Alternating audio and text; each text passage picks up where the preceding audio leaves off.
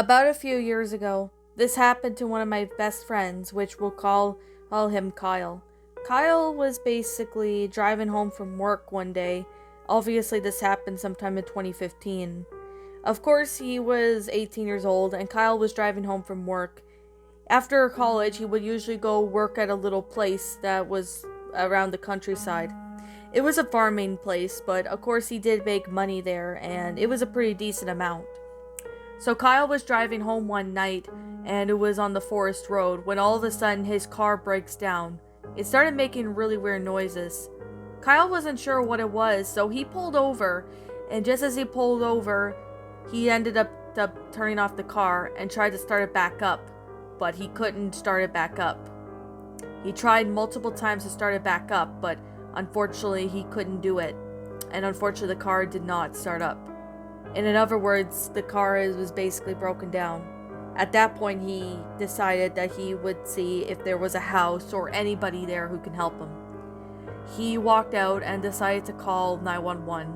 So he called 911 and asked the police to see if they can get him some tow truck driver and at least some people to give him a ride back to his place. And as he was on the phone, he looked over to see that there were a few men coming out from the bushes. They looked to be about maybe around 6 feet tall. Since Kyle was 6'5", he obviously was a little bit stronger than them, so he could took them out, but not if there were multiple men at once. Kyle got back into his car and locked it and stayed in there for God knows how long.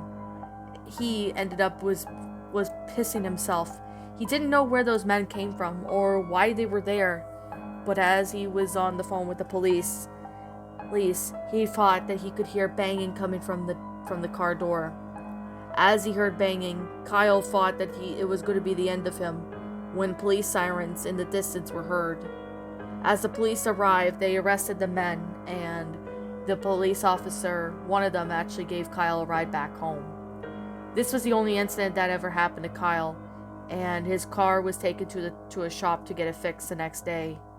He still travels down that road since then, but he never ever had something like this happen again for a very long time. So this happened to my dad sometime maybe around 1993 or 1994, and this obviously really startled him a bit. Now, this sometime back before my dad and my mom got married, my dad was driving to this one place that usually had like a mini gas station and kind of a general store, aka restaurant area. Now, obviously that place was around since the 1960s, 70s, and even the 80s, and maybe earlier the 90s until it closed down due to bankruptcy and due to the lack of customers. Now, my dad was driving down the road. He was heading to home as usual, but when all of a sudden he turned to see that there was someone in the car. He didn't know why that car was in the driveway, so he pulled over to see if anyone was there. Now, with that being the case, my dad actually looked over to see who or what was in the car. He looked in the car, but he couldn't find anybody, and thought, why was this place, even open to the public, even though it was closed down? My dad ended up looking to see that there was somebody actually in the restaurant.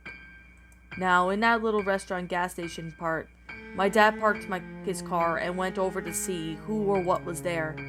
As he walked over, he ended up looking around, but he couldn't find anybody in there. He called out if anyone was in there, but to no avail.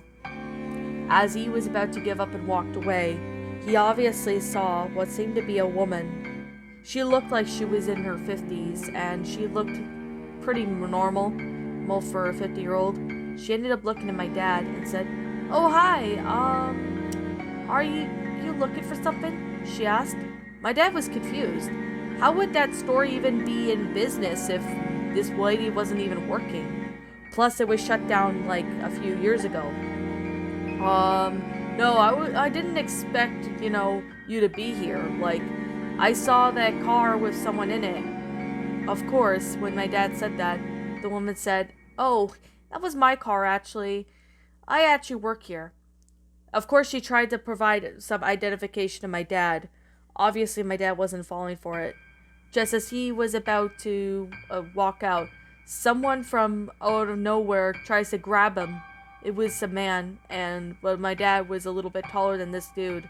This dude was around 5'1", and my dad was probably 6 foot something.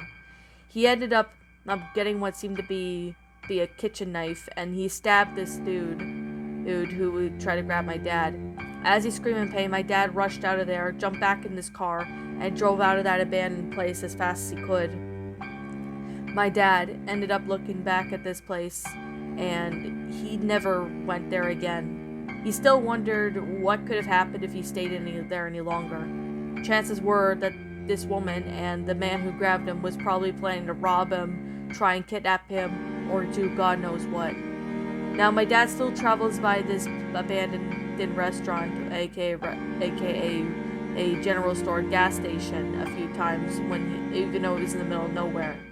But he never went there again, not even after this incident.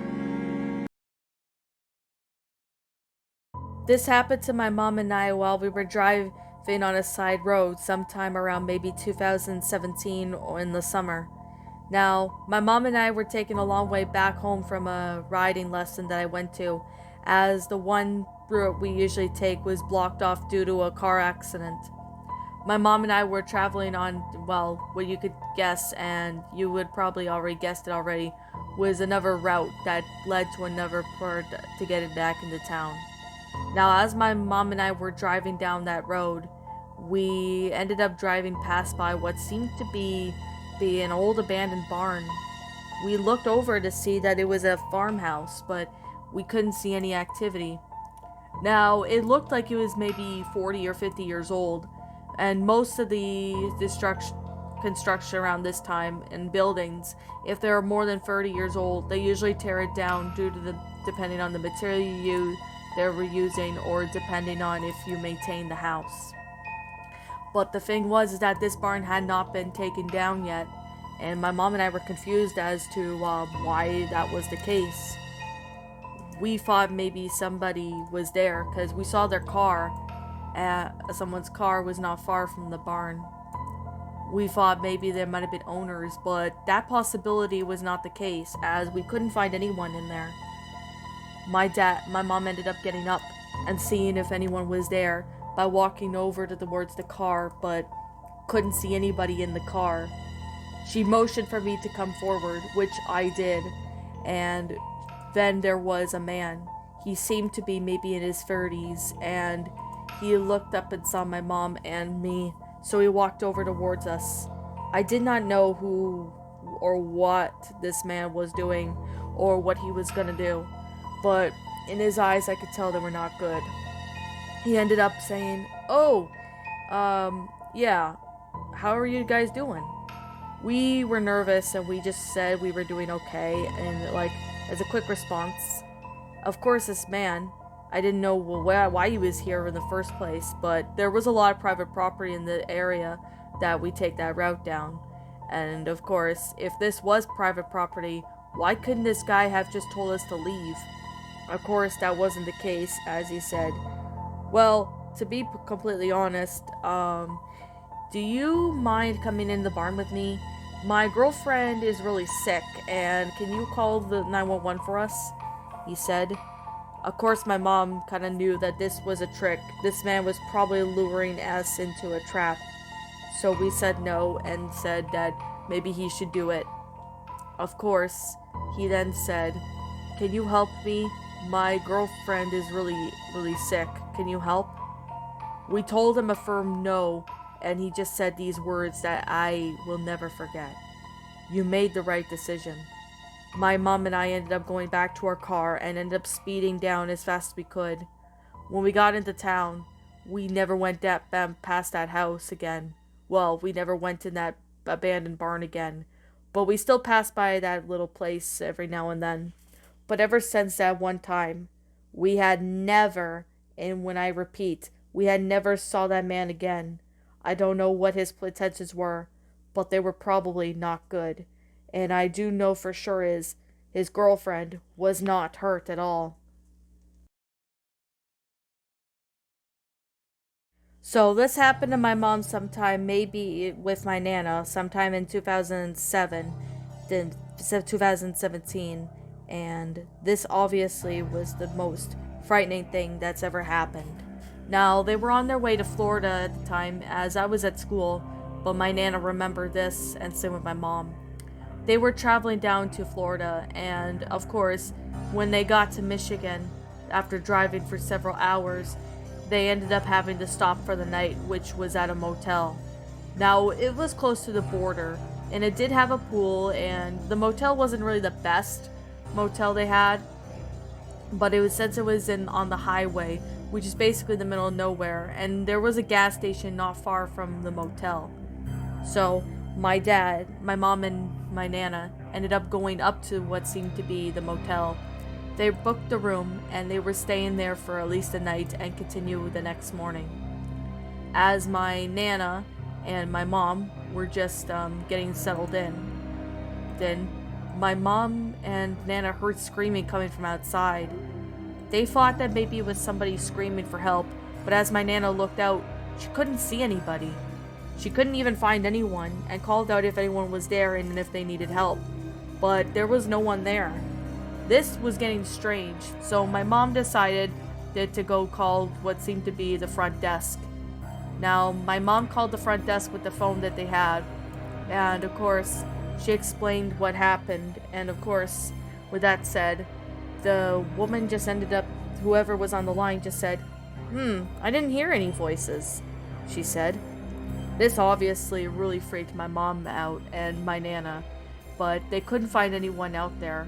They called the police though with the permission of the people who owned the motel, and as a lot of people had complained about it as well, there were a few people that also complained about the yelling and screaming.